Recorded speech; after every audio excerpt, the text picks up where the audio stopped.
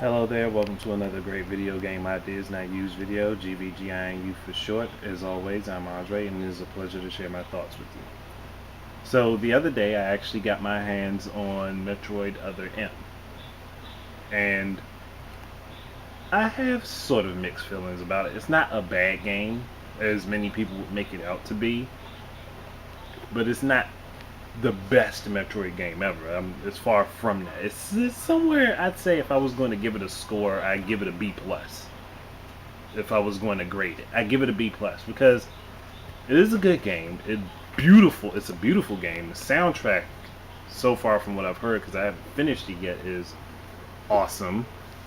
And I can understand why people get irritated with the story elements because the story elements tend to drag on. But I kind of appreciate it because we're learning something about a character we never really knew much about. So I can kind of give them that. It's not something, the way they did it is not a way I personally would have done it myself. But either way, it's still an amazing game for what it is. So, and I saw Nintendo's video about it. I was like, maybe people didn't get with this game really not because of what it is, but when it happened. See, if Metroid Other M was made before the Prime series, I think a lot more people would have liked it, without a doubt. Because you think about it, it's paying homage back to the 2D games. It's not completely in 2D, and for me, a lot of people complained about the controls. I don't know why. I adjusted to them very quickly. And it only took me a couple seconds to figure, okay, point at the screen, shoot a missile, jump back off of that, and I can run around and shoot shit. Not very hard. So, but then again, I've played on a multitude of different things, so I guess I kind of have that advantage there. I can adjust to different controls without worrying too much. Not a lot of people can do that.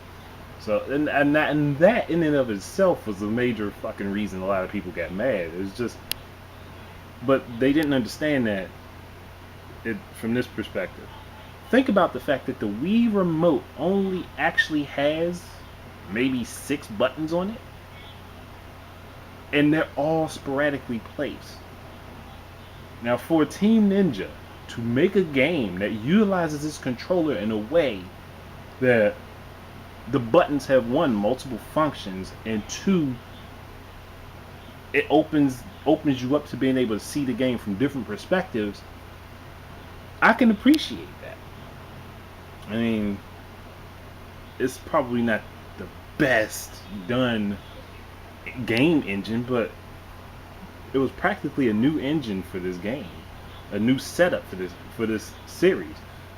If they made a follow up to Other M, I'm pretty sure it'll be an awesome fucking game, especially on the Wii U with the touchpad and everything. They could probably do everything that they did in this version of the game a lot easier with the gamepad, because then you wouldn't have to point the Wii remote at the screen in order to go in first person. You just look at your controller while you still have the 2D-esque plane on the game, on your TV. I mean, whatever. People know what I'm saying. I'm just tongue-tied. But, yeah, honestly, if this game would have came out maybe, like, GameCube days, before Metroid Prime was released, it wouldn't have got as many bad scores. See, a lot of people who jumped in on Metroid jumped in after Prime started, and they're used to that setup. I was playing Metroid back on the NES, so as it has changed, I have changed with it.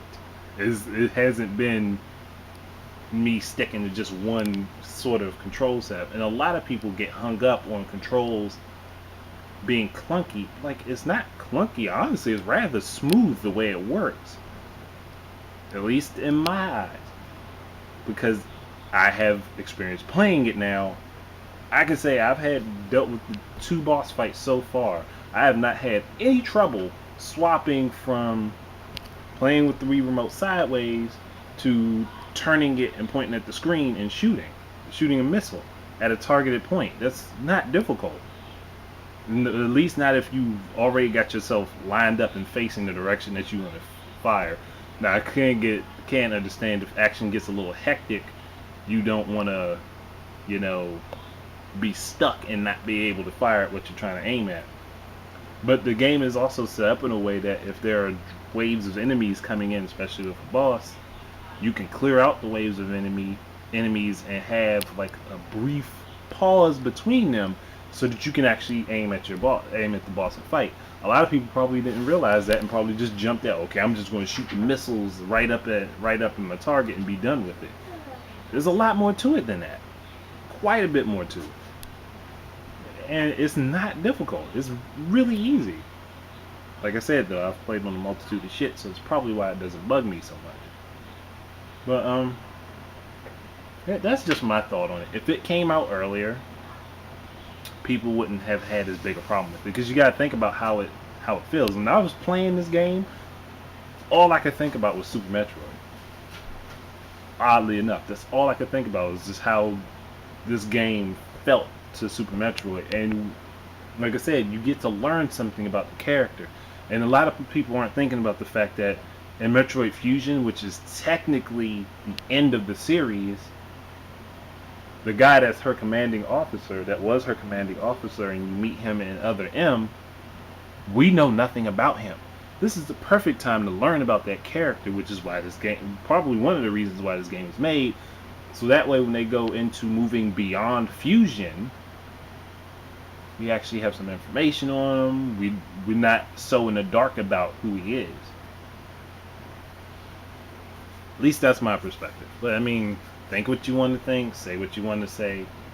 I'm not saying it's the best game ever. Like I said, it's not. Like I said, I give it a B+. It's not the best game of the year, the best game of the decade, but it was definitely one of the best games on the Wii. And honestly, it was a fucking pretty game on the Wii too. For 480p visuals, that's a fucking pretty ass game. So, hey, that just shows you there's a lot more to graphics than higher resolutions.